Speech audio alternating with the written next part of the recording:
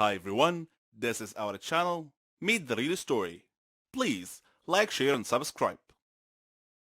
This time, you get to know the truth about the haunted piano. I left. I went to work. Then I came home and went to bed. Everything was back to normal, just as I told myself it was. Music started playing again. That's when it hit me. This was not paranormal. It couldn't be. It was a cheap trick. Margaret must have programmed the piano to play itself. It was just a prank. A laugh at my expense. That's why the damn thing was free. I ran downstairs to solve the mystery once and for all. Like clockwork, as soon as my foot touched the bottom step, the piano stopped playing. I walked over to it, confident in my new theory. Upon opening it up and exploring all of it, I was surprised by what I saw. It was just a normal piano. Nothing extra was added in its creation to make it play on its own. My calmness was not calm anymore. I stared at the red wood and ivory keys before me and almost felt compelled to ask, "What are you?" Instead, I remained silent. This silence, however, was quickly interrupted by the sound of music as the piano began playing itself once again. I wanted to run, but fear kept me still. I watched the horror unfold. The keys were being pressed down hard, controlled by an unseen force. A haunting peace filled the room as pictures fell from the walls. The house began to shake around me. My eyes darted back and forth in fear. But then I noticed something outside. Standing at my window was a shadowy figure. I ran outside to escape the madness. All the while the song went on. The house continued to shake behind me. The dark figure was nowhere to be seen. Margaret has not rigged the piano to play on its own, but I was not losing my marbles either. This was something entirely different, something out of this world. All at once, the music stopped playing, and the world around me with it. No wind, no cars, no animals, and no people. Nothing. It was the middle of the night at this point. But where were the crickets, the frogs, or even the trees? Where was life outside my home? A little exploration revealed that I was truly by myself. Every living creature in the world had disappeared. What the hell was going on? Why was this happening?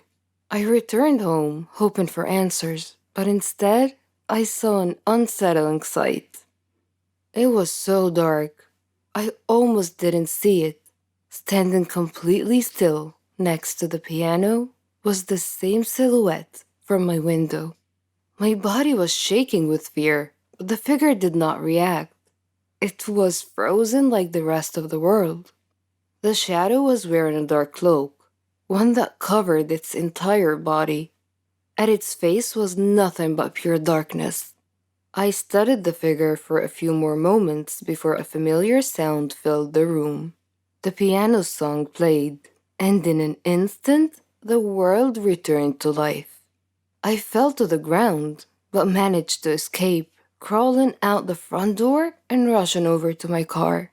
I got in and took off with no specific location in mind, happy to be anywhere that was not my own home. I started weighing my options. Destroying the piano came to mind, but the risk outweighed the reward. It could just as easily backfire, angering whatever spirit was hunting its keys. Seeking help wasn't really an option either. The only person who might believe me was Margaret. That was it. Margaret. Maybe she would know what to do. It was late, but I didn't care. I drove over to her place. The dark figure was there, standing at her door. Before I could turn in the opposite direction, it grabbed me by the arm with its bony fingers. Its strength kept me anchored in place, and then it disappeared. I had no choice but to return home. I hesitantly stepped past the piano and walked up to my bedroom, where I locked the door and fell into bed, mentally exhausted. I would not have even a moment of peace as the song started up again the second my head hit the pillow. But I remained still, sick of the repetition. The banging on my bedroom door that followed, however, succeeded in freaking me out. I jumped out of bed and pushed my dresser to the door, and I hid under my sheet. The banging persisted, but I chose to instead focus on the song, allowing myself to properly listen to it for the first time. Surprisingly enough, it was beautiful. Dark, but beautiful.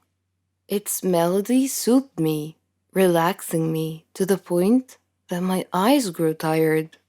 I fell asleep and I had a dream. The dream world I found myself in was different. It was overwhelmingly vivid and real. Words like surreal and otherworldly just don't cut it. The awareness I had is also difficult to explain. I was completely aware of my surroundings in the sense that I could feel everything about them. I know that doesn't make much sense, but it's the only description I have to offer. The dream was in a forest. It was large, and at its center, a large red tree stood tall.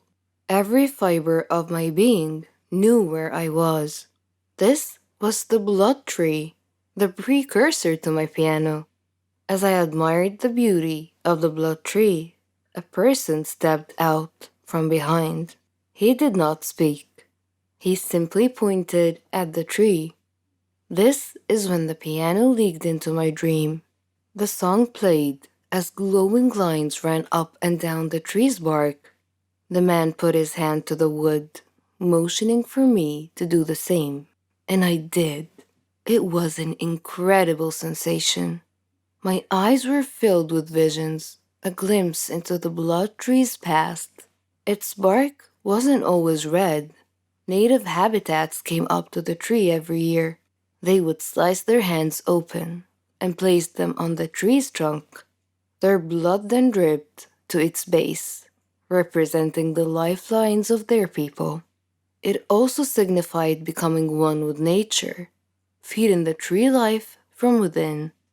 It was the anchor that kept their community together. This is where they gathered and enjoyed life. A place free from worry, a safe place. This was also where the natives buried their dead. After that, one of the elders would play a song, the same song my piano played every night. It was their song of death. When it was all over, a final offering of blood was taken from the fallen and painted on the blood tree, granting their spirits safe passage to the afterlife. When the vision stopped, my new friend released his hand from the bark and pulled out an unusual instrument. He began playing the song of death, but then stopped. He handed it to me and motioned for me to play instead. I wasn't sure what he was up to, but felt no need to deny his wishes. With little practice, I was able to get the hang of the instrument and play the song. As I played, the blood tree began wilting, its bark changing from red to black. My friend was ecstatic. For one reason or another, this is what he wanted. It wasn't until I woke up later in bed that the pieces of the puzzle clicked into place. Margaret's grandfather had taken away the natives' headstone. He violated their connection to nature as well as with one another.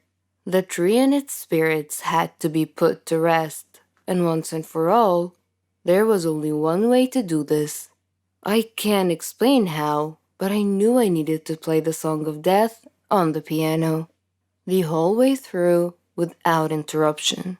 It was the only thing that would break the curse. I ran downstairs and put my plan into action. When my hands touched the keys, the house violently shook, knocking frames and furniture all over the place. I kept my composure. Out of the corner of my eye, I saw the dark figure standing at my window again. Still, I continued. I had an obligation to preserve, if not for the tree or its ghosts, then for myself. The nightmare had to end.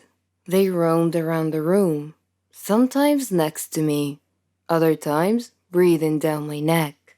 I paid no attention on the outside, but my bones were shaking. I had come too far to lose my balance now. Just as the shadowy figure sat next to me at the piano, I struck the final note of the song. The madness around me stopped. I turned to the figure beside me, and it was the native from my dream. He threw me a thankful smile before vanishing. My work was done. Months have passed, and the piano remains in my living room, quieter than it's ever been before. I even play it from time to time.